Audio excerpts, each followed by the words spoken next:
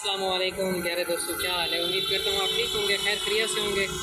जी दोस्तों, हमने इस गाड़ी का जो है ना पिस्टन भी नया डाला है, रिंग पिस्टन भी नए डाले हैं, वॉल भी नया डाले हैं, टैमिक चैन भी न्यू डाली है और ऑयल पंप वाली गरारी भी न्यू डाली है।